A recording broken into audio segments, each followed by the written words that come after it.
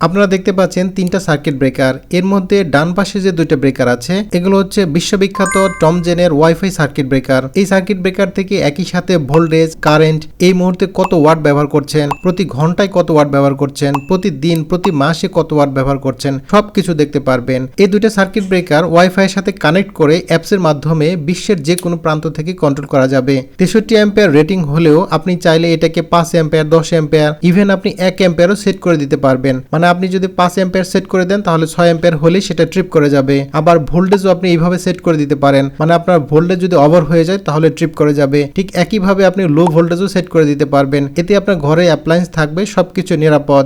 দুইটা circuit breaker একই সাথে আরসিসিবিরও কাজ করে, মানে কেউ যদি কারেন্টের শক খায় তাহলে এই ব্রেকার সাথে সাথে বন্ধ হয়ে যাবে। এই দুইটা সার্কিট ব্রেকারে এত বেশি ফাংশন আছে যে একটা ভিডিওতে সবকিছু কভার করা সম্ভব হবে না। এই দুইটা সার্কিট ব্রেকার প্রায় কাছাকাছি হলেও একটা মেজর পার্থক্য আছে, সেটা আপনাদেরকে দেখাচ্ছি। ডান পাশে যে সার্কিট ব্রেকারটি দেখতে পাচ্ছেন, যেটার মডেল হচ্ছে 63T, এই ব্রেকারটা মেমোরি মনে রাখতে পারে। মানে আপনি যদি ব্রেকারটা বন্ধ রাখেন, মেইন লাইন চালু হোক বা বন্ধ হোক, এই ব্রেকার বন্ধই থাকবে।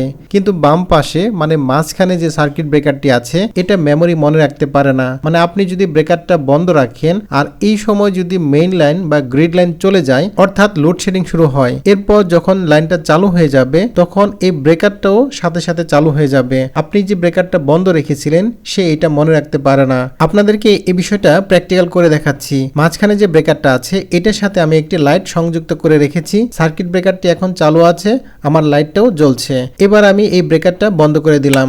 এখন যদি মেইন লাইন চলে যায় তাহলে এই ব্রেকারটি আর মনে রাখতে পারবে না। তো দেখুন আমি মেইন লাইনটি বন্ধ করে দিচ্ছি। এবার আমি মেইন লাইনটি চালু করে দিলাম।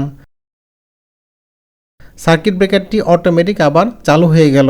তো বুঝতেই পারছেন আমি যে বন্ধ করেছিলাম এই ব্রেকারটা আর মনে রাখতে পারিনি। এবার ডান পাশের সার্কিট ব্রেকার একইভাবে আমি বন্ধ করে মেইন পাওয়ারটা অফ করে দিচ্ছি। এবার মেইন লাইনটা চালু করে দিলাম। দেখুন সার্কিট ব্রেকারটা এখনো বন্ধ আছে।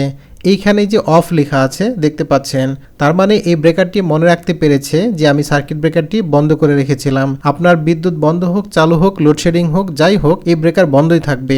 আপনি ইচ্ছা করলে শিডিউল করে এই ব্রেকারটি চালু এবং বন্ধ করতে পারবেন। আরো অনেক ধরনের ফিচার আছে যা একটা ভিডিওতে কভার করা সম্ভব নয়। তো আমি পর্যায়ক্রমে সকল ফিচার আপনাদের সাথে শেয়ার করব। আপনারা যদি টমজেনের অথেন্টিক এবং অরিজিনাল এই ধরনের সার্কিট ব্রেকার কিনতে চান, কমেন্টে আমি কেনার লিংক দিয়ে রাখবো। তো সবাই ভালো থাকবেন, আল্লাহ হাফেজ।